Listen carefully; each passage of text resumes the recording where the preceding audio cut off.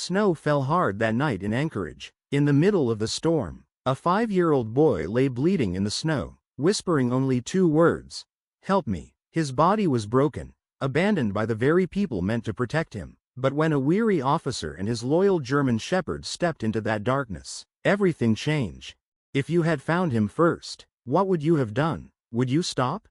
Before we begin, tell me, where are you watching from? Drop your country in the comments below and type yes if you believe no child should suffer in silence. Don't forget to hit subscribe and ring the bell for more stories of love, loyalty, and the quiet miracles God still places in our everyday lives. Anchorage wore the storm like a heavy coat. The night was sharp, the air brittle, and snow fell in relentless sheets, burying roads and muffling sound until the whole city seemed to breathe in silence. Patrol lights glowed faintly through the curtain of white as Officer Daniel Mercer steered his SUV along Tudor Road, every movement measured against ice and wind. Daniel was 40, tall, broad through the chest, the kind of frame that made his uniform look built for him alone. A short beard, brown streaked with gray, marked his jaw, and the lines around his eyes spoke of years where laughter had been scarce. Since losing his wife in an accident, he carried himself with restraint. Words were used sparingly, emotions locked behind discipline. Duty had become both shield and anchor. Beside him rode Shadow, his German shepherd partner, 7 years old, heavy in the chest, black saddle over tan legs, one ear torn at the tip. Shadow was a dog who understood silence. His amber eyes read the world before Daniel even looked. He was steady, loyal, sharp, a partner who needed no leash, only trust. The radio murmured about collisions and stranded vehicles, but Daniel's focus sharpened when Shadow stiffened. The dog's head lifted, nose pressed to the window, ears pricked. Daniel slowed the SUV. In the sweep of headlights, he saw it.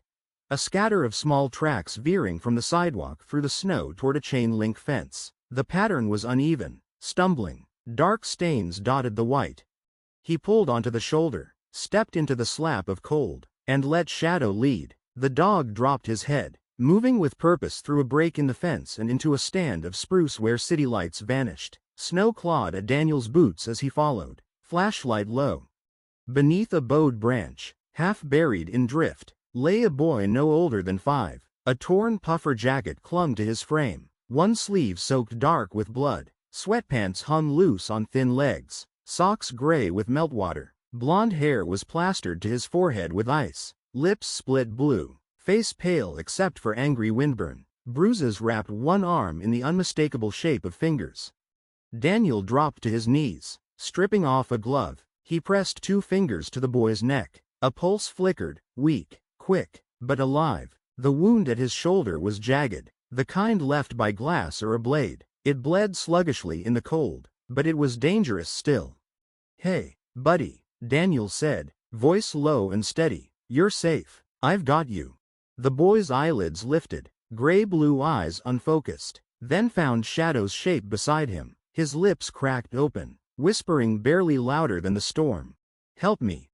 Daniel swallowed the tightness in his chest. Shrugging off his heavy coat, he wrapped it around the boy's shivering body. When he lifted him, the weight was shockingly light, small bones pressing against his arms. Shadow pressed close, body heat spilling into the space between them. "What's your name?" Daniel asked. The boy blinked, his voice thready. "Ethan." Daniel nodded once. "All right, Ethan, stay with me." He keyed his radio. "Unit 3 to 7, juvenile male located, hypothermic, active bleed stabilized, need immediate transport." The reply crackled through static. "Minutes away." Daniel tightened his grip around Ethan and rose, boots crunching as he pushed back toward the road. Shadow trotted ahead, ears sharp, glancing back every few steps. Snow fell harder, but Daniel kept his head down and moved, Ethan's breath a thin warmth against his chest. At the SUV, Daniel slid into the back seat with the boy cradled against him. Shadow leapt in and curled at Ethan's feet, resting his head on the seat's edge. Warm air blasted from the vents, filling the cab with dusty heat that fought the cold. Daniel pressed his hand against the wound dressing, feeling the small chest rise and fall beneath layers of coat and blanket. Ethan's eyes fluttered open again. "Don't let him come," he whispered, voice shaking. Daniel leaned close, tone firm. He won't. You're safe now.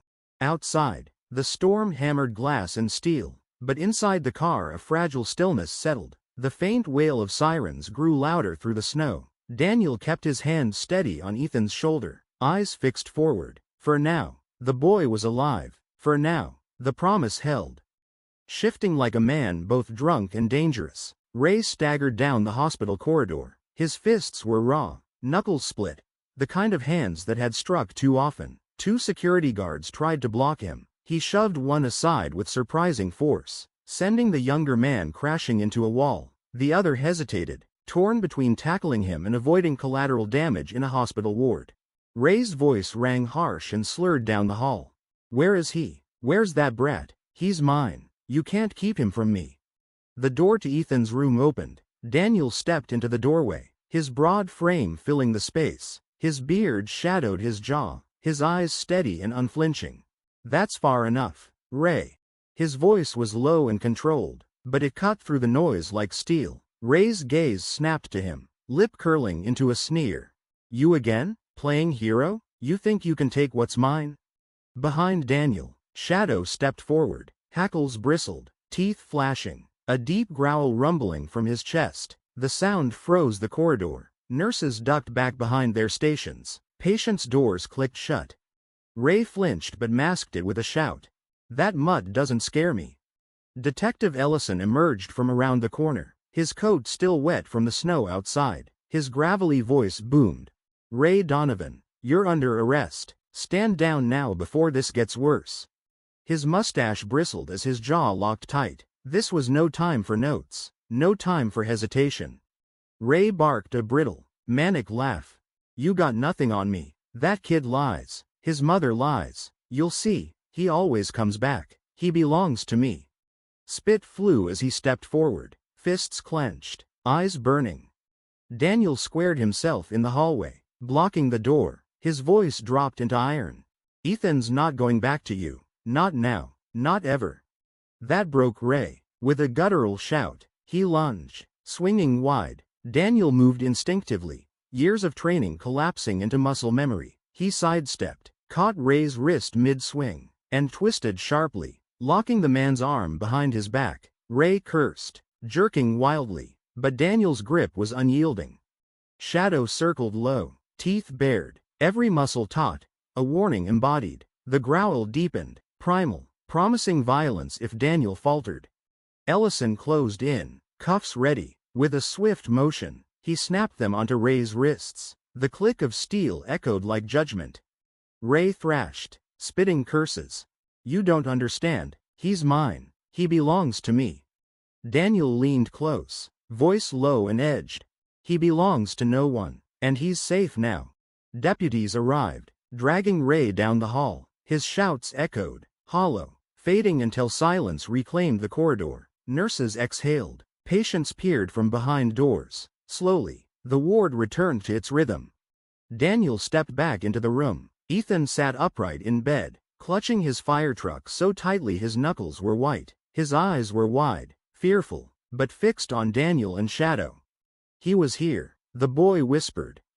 Daniel lowered himself until his eyes met Ethan's. His voice was steady, carved into promise. Yes, but he's gone now. He won't touch you again. Shadow climbed gently onto the bed, careful of the tubes, pressing his head into Ethan's lap. Small trembling hands sank into thick fur, steadying with each breath. Slowly, Ethan leaned into the dog's warmth, eyes closing at last. Ellison lingered in the doorway, his voice softer now. He'll face charges. The kid's safe. His expression eased, just enough to show respect. You did good. Daniel didn't answer. He only watched Ethan relax against Shadow, the fire truck slipping from his grasp. Outside, snow fell in gentler flakes, as though even the storm had eased. Inside, one truth anchored the room.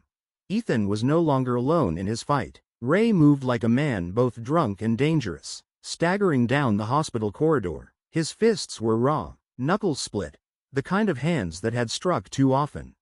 2 security guards tried to block his path. Ray shoved one aside with startling force, sending the younger man crashing into the wall. The other froze, torn between protecting the ward and avoiding chaos in a hospital. Ray's voice rang out, harsh and slurred. "Where is he? Where's that brat? He's mine. You can't keep him from me."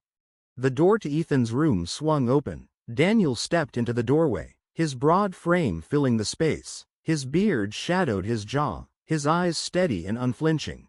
"That's far enough, Ray." His voice was low and controlled, but it cut through the noise like steel. Ray's gaze snapped to him, his lip curling into a sneer. "You again? Playing hero? You think you can take what's mine?" Behind Daniel, Shadow stepped forward, hackles bristled, teeth flashed. A deep growl rumbled from his chest. The sound froze the corridor. Nurses ducked behind their stations. Patients' doors clicked shut. Ray flinched but masked it with a shout. "That mutt doesn't scare me." Detective Ellison appeared around the corner, his coat still wet from snow, his gravelly voice booming. "Ray Donovan, you're under arrest. Stand down now, before this gets worse." His mustache bristled, his jaw set hard. This was no time for hesitation. Ray barked a manic laugh. "You've got nothing on me. That kid lies. His mother lies. You'll see, he always comes back. He belongs to me." Spit flew as he stepped forward, fists clenched, eyes blazing. Daniel moved fully into the hall, squaring his shoulders. "Ethan's not going back to you. Not now. Not ever." That broke Ray's control. With a guttural shout, he lunged, swinging wide. Daniel reacted on instinct, years of training collapsing into muscle memory. He sidestepped, caught Ray's wrist mid-swing, and twisted sharply, locking the arm behind his back. Ray cursed, jerking wildly, but Daniel's grip was iron. Shadow circled low, teeth bared, muscles taut, a warning embodied. The growl deepened, primal, promising violence if Daniel faltered. Ellison closed in, cuffs ready. With a swift motion, he snapped them onto Ray's wrists. The click of steel echoed like judgment. Ray thrashed, spitting curses. "You don't understand. He's mine. He belongs to me." Daniel leaned close, his voice low and edged. "He belongs to no one. He's safe now." Deputies arrived, dragging Ray down the hall. His shouts echoed, hollow now, fading until silence reclaimed the corridor. Daniel stepped back into the room. Ethan sat upright in bed, clutching his fire truck so tightly his knuckles were white, his wide eyes fixed on Daniel and on Shadow. "He was here," the boy whispered. Daniel lowered himself until their eyes met. His voice was steady, carved into promise. "Yes, but he's gone now. He won't touch you again." Shadow climbed carefully onto the bed, pressing his head into Ethan's lap. Small, trembling hands sank into thick fur, steadying with each breath. Slowly, Ethan leaned into the dog's warmth, eyes closing at last. Ellison lingered in the doorway, his voice softer now. "He'll face charges. The kid's safe." He looked at Daniel, his expression easing just enough to show respect. "You did good." Daniel said nothing. He only watched Ethan, the fire truck slipping from his grasp as the boy rested against Shadow. Outside, snow fell in gentler flakes, as though even the storm itself had eased. Inside, one truth anchored the room. Ethan was no longer alone. Days in the ward. The days after Ray Donovan's arrest moved slower, as if time itself treaded lightly around Ethan's wounds. Anchorage thawed under weak sunlight, icicles dripping steadily from hospital eaves. But inside Providence, warmth came not from heaters, but from people. Nurses checked vitals in soft tones. Volunteers left stuffed animals on tables. The ward learned to tread gently around a boy who had survived too much. Ethan's recovery was uneven. Some days he sat up, sipping juice or turning the pages of a picture book. Other days he shut down, clinging to Shadow's thick coat as if the dog alone kept the world at bay. The bruises on his arms and ribs faded, but the shadows in his eyes lingered. Daniel rarely left the room. His tall frame had become as much a fixture as the IV stand, his steady presence guarding against silence. Fatigue carved lines into his face, but his posture never slackened. His voice never faltered when Ethan looked to him for reassurance. For Daniel, this vigil was less duty and more redemption, for all the times he hadn't been able to protect those he loved. One morning, Dr. Meredith Sloane entered with a canvas tote of paper, pencils, and modeling clay. Kneeling by Ethan's bed, her voice was gentle. Sometimes, when we can't find words, our hands know what to say. Ethan hesitated, until Shadow nudged his hand with a wet nose. Slowly, he reached for the clay. At first, only lumps. Then, figures. A tall man with stick arms, a smaller figure beside him, and next to both, a dog with pointed ears. He whispered one word. Us. Meredith's eyes softened. That's a family, Ethan, one you trust. Nightmares and hope. That night, Ethan screamed awake, trapped in a nightmare. Daniel was at his side in seconds, hand on his shoulder, voice calm but firm. Ethan, it's me. You're safe. He can't get you. Shadow leapt onto the bed, pressing his weight against the boy, grounding him. Ethan's hands tangled in fur, breaths ragged until they slowed. Through tears, he whispered, You won't leave? Daniel smoothed back his hair, voice resolute. Not now, not ever. The next morning, Meredith asked Ethan to draw again. This time, he chose a green pencil and sketched a house. Crooked roof, uneven walls, but a wide open door. Outside stood 3 figures, the man, the boy, the dog. Ethan pointed. Home. Daniel stared at the drawing for a long time. The boy wasn't asking for shelter. He was asking for belonging. Courtroom trial. Anchorage's courthouse loomed cold against a pale sky. Inside, the air smelled of polished wood and old paper. No place for warmth, only judgment. Daniel walked beside Ethan, the boy's small hand tucked tightly into his own. At the other side padded Shadow, calm and watchful. Detective Ellison met them at the checkpoint. They'll have you both testify, but it'll be short, just the truth, nothing to be afraid of. Inside, Judge Eleanor Harding presided with sharp dignity, her silver-gray hair framing a face etched by years of judgment, yet her eyes softened when they fell on Ethan. The prosecution, Linda Park, was calm and precise. She presented medical reports, photos, testimony. Each word landed with quiet weight. Then came Ethan's turn. Hannah Briggs, the social worker, escorted him to the witness stand. His feet dangled from the chair, but Shadow sat at his side, grounding him. Linda crouched to meet his eyes. Ethan, can you tell us who hurt you? His lips trembled. His voice was barely a whisper. Ray. He lifted a thin finger toward the man in orange. Ray shifted, muttering, but deputies pressed him back down. Linda's tone softened. Was anyone else there? Ethan's eyes flicked to his mother, then away. Mom, she watched. The room fell heavy. Rachel sobbed. Ethan, no, I wanted to help. Order. Judge Harding's gavel cut the air. Ethan buried his face in Shadow's fur. The dog pressed closer, a living wall. Judge Harding leaned forward, her voice firm yet kind. That is enough for today. The child has spoken. Later, Daniel took the stand, recounting the night of snow, blood, and bruises. His voice stayed steady, though his fists clenched at the memory. Judge Harding's ruling was clear. The testimony is credible, consistent, and heartbreaking. The child's safety is paramount. The verdict. On the final day, the courthouse was quieter, the storm outside spent. Judge Harding's gavel cracked. Ray Donovan, you are guilty of aggravated assault and child endangerment. You are sentenced to 20 years, no parole before 10. Rachel Whitmore, your silence and inaction made you complicit. Custody of your son is terminated. Rachel collapsed in sobs. Ray cursed, thrashing in his chains, dragged away by deputies. The judge turned to Ethan, her voice softening. Young man, you have shown great courage. You are no longer bound to fear. Today, your freedom begins. Ethan turned to Daniel, whispering, Does that mean I stay with you? Daniel bent close, his voice steady. Yes, you're safe. You're coming home with me. The boy clung to him, arms wrapped tight, Shadow pressed against their legs, tail thumping softly as if sealing the promise. Home. That evening, Daniel's modest home glowed with firelight. Ethan sat cross-legged on the rug, Shadow curled beside him, with colored pencils. He drew carefully this time. A tall man, a boy, and a dog, standing before a small house beneath a yellow sun. Above the door, in uneven letters, he had written one word, home. Daniel's chest tightened as he watched. For the first time in years, he felt light. Hope had returned. For Ethan, safety was no longer a dream. For Daniel, redemption had come at last.